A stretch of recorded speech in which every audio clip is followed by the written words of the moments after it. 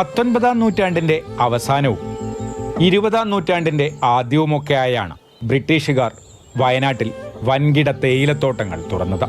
ആ തേയിലത്തോട്ടങ്ങളിലൊക്കെ മനോഹരമായ ബംഗ്ലാവുകളും അവർ നിർമ്മിച്ചു.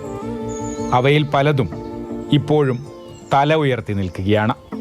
അത്തരത്തിലൊന്നാണ് ചുണ്ടേൽ ഓടത്തോടുള്ള ഇംഗ്ലീഷ് ആൻഡ് സ്കോട്ടിഷ് ബംഗ്ലാവ്.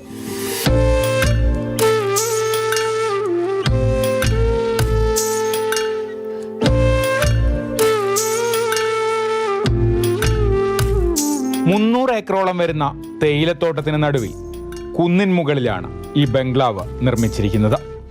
നിലവിൽ ഇംഗ്ലീഷ് ആൻഡ് സ്കോട്ടിഷ് ബംഗ്ലാവിൽ ഏതാനും യുവ സംരംഭകർ ഒരു ഹെറിറ്റേജ് റിസോർട്ട് നടത്തുകയാണ്. പഴയ നിർമ്മിതിക്ക് കാര്യമായ മാറ്റങ്ങളൊന്നും വരുത്തിയിട്ടില്ല. പഴമ വിളിച്ചോതുന്ന ഫർണിച്ചറുകളും തണുപ്പുകാലത്ത് തീ കായാൻ ഉപയോഗിച്ചിരുന്ന നെരിപ്പോടുമെല്ലാം അതേപോലെ സംരക്ഷിച്ചിരിക്കുന്നു.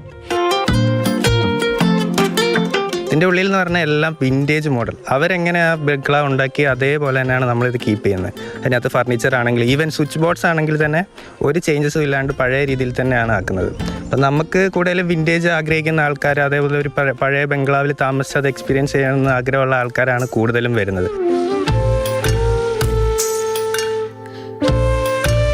ഇംഗ്ലീഷ് കമ്പനികളുടെ ഉടമസ്ഥതയിലായിരുന്ന കാലത്ത് ബ്രിട്ടീഷുകാരായ ഉടമകളും ഉന്നത ഉദ്യോഗസ്ഥരുമാണ് ഇത്തരം ബംഗ്ലാവുകളിൽ താമസിച്ചിരുന്നത്. ചിലവർക്ക് എസ്റ്റേറ്റ് ഭരിക്കുന്ന സമയത്ത് എസ്റ്റേറ്റിൻ്റെ ചുറ്റുപാടുകൾ കാണാനും മനസ്സിലാക്കാനും വേണ്ടിയിട്ട് ഒട്ടുമുക്കാലും ഹൈറ്റായിട്ടില്ല, ഏറ്റവും കൂടുതൽ ഹൈറ്റുള്ള സ്ഥലങ്ങളിലാണ് ബംഗ്ലാവുകൾ അന്ന് പണി തീർപ്പിച്ച് അതിനനുസരിച്ചാണ് അവർ കാര്യങ്ങൾ നടത്തിക്കൊണ്ടിരുന്നത്.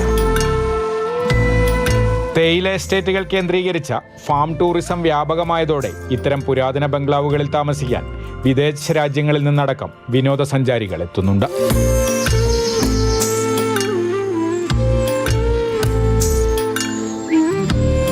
മാതൃഭൂമി ന്യൂസ്, വയനാട്.